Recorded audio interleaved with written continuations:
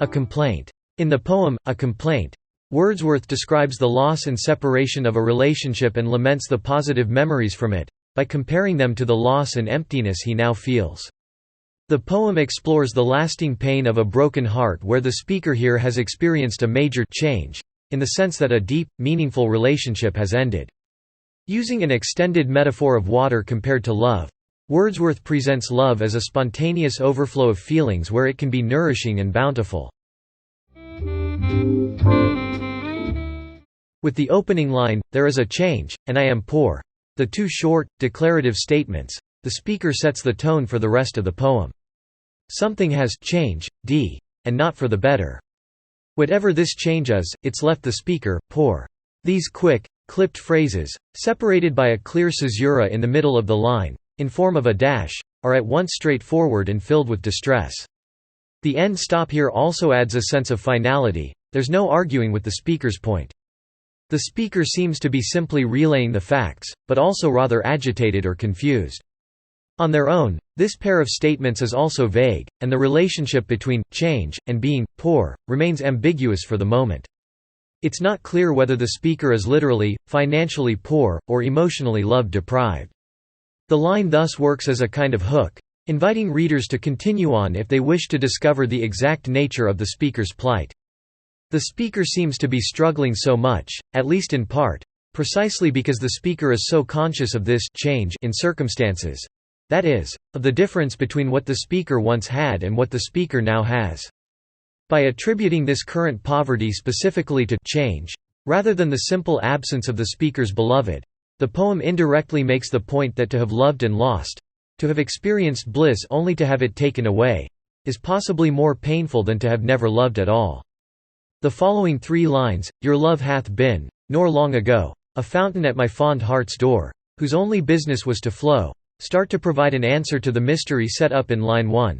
The change that the speaker refers to is the loss of love. These lines also introduce an extended metaphor that will continue throughout the poem, comparing the speaker's past loving relationship to a fountain or wellspring that used to flow freely. This metaphor suggests that love, like water, is something nourishing and, indeed, vital to life itself. The speaker starts directly addressing someone whose love the speaker no longer has. In the not-too-distant past, this person's fountain of love flowed abundantly, as though pouring into or knocking upon the speaker's fond heart's door. The phrase, "heart's door," suggests the intense intimacy of this relationship. The adjective describing the speaker's heart, fond, also has two important meanings, one obvious and the other more subtle. 1. Fond can mean affectionate, or loving, suggesting the speaker's fondness for the beloved. 2. At the same time, fond also has an old-fashioned meaning of foolishly tender, or naive. The point may be to suggest the speaker's state of blissful innocence or even foolishness in imagining that this abundance of love would last forever. That fountain of love had no job, no business, other than flowing. In other words, it was a pure, seemingly endless love that asked nothing of the speaker. The lines "and flow it did, not taking heed of its own bounty or my need." The speaker repeats the word, flow, and in doing so emphasizes the freedom and abundance of this love. This love's only job was to flow into the speaker's heart, and that's exactly what it did. This love was pure, it seems, a love for love's sake. These lines imagine love as a source of great metaphorical wealth for the speaker. The word bounty also gives some added context to the speaker's feeling poor in the poem's present, since the speaker has presumably lost this seemingly infinite source of wealth, rather than literal money. Yet this fountain is careless, too. It did not take heed of its own bounty or my need. The beloved's love splashes all over the place, not caring where it lands. It is casual, indifferent, and fickle, and before long, it is gone and so is the speaker's bliss. Now the speaker is left with only a comfortless and hidden well. The speaker's love remains, but it is not the sparkling fountain of the beloved. It is deep and dark, hidden and still. It is never dry. His love is still present, but he must hide it. He has no one on whom he can pour it out, and the speaker feels poor for the lack of a beloved. One of the themes in this poem, then, is the varieties of love. We might question, too, which kinds of love truly deserve that name. The idea of need also subtly ties into the poem's wider reflection and emphasis on change, or difference, itself as the most poignant part of the loss. Though the love is more than the speaker needed in the first place, having it taken away after experiencing that love's great richness leaves the speaker feeling poor. This is because this love has effectively set a new bar for the speaker's relationships. In the first stanza, the speaker described love itself as something free-flowing and bountiful. Now, the speaker turns to memories of how that love made the speaker feel with the line, "Blessed was I then all bliss above." The plosive alliteration of "blessed" and "bliss" links the two words and helps to highlight the divine feeling love brings. This love granted the speaker more happy times than can be counted and made the speaker feel like the luckiest person around. It is filled with emotion, and the speaker's exclamations highlight the heights of bliss that this relationship once provided, in turn, helping to explain why the speaker prized this love so highly. The fact that each statement takes up exactly one line and that the lines are grammatically unconnected makes them stand out even more from the rest of the poem, suggesting that the speaker has reached an emotional height. This section continues the poem's extended metaphor, in which love is like a fountain or wellspring, and also sets up a juxtaposition between the speaker's past and present. The speaker intensifies the praise for this fountain of love by describing it as consecrated, idealizing it to the point of seeing it as something holy or sacred.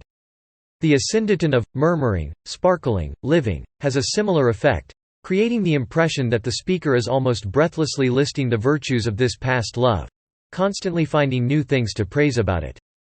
This stringing of adjective after adjective also suggests the free-flowing abundance of love itself. But glorifying this lost love only serves to make its absence in the present all the more painful. The speaker's hurried rhetorical questions, "What have I? Shall I dare to tell?"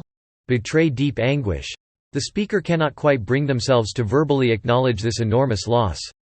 The speaker then finally admits to having, in the present, a well that is comfortless and hidden, adjectives starkly different from the murmuring, sparkling, living of just 2 lines above.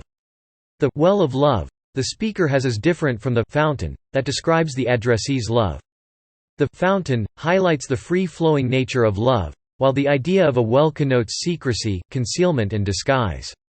The juxtaposition of these two wells and fountains, one vibrant, nourishing, and abundant, the other obscure and cold, highlights the sharpness of this major change in the speaker's life. Within the structure of the poem overall, the juxtaposition of this stanza also serves as a transition, from recalling the pleasant memories of love in stanza 1 to lamenting the present state of affairs in stanza 3. More on that in a moment. Through the broader movement from one state to the other, the poem suggests that, when love is gone, happy memories only serve to make the present all the more painful by contrast. The pain of lost love is so intense and all-consuming, in fact, that neither happy memories nor the expectation of future love can provide the speaker with any consolation. Though the speaker knows that their well is deep and never dry, implying the speaker's love for this other person is still there, or, to use the water-related metaphor, hasn't dried up, that doesn't matter. Right now, the mere idea of love only reminds the speaker that this well's waters are currently silent and hidden away. With no outlet, those fond feelings and the speaker's capacity to love become useless. The poem's final lesson, then, is perhaps that nothing can bring magical comfort when faced with the loss of love. Pleasant memories and the assurance that one will love again both turn.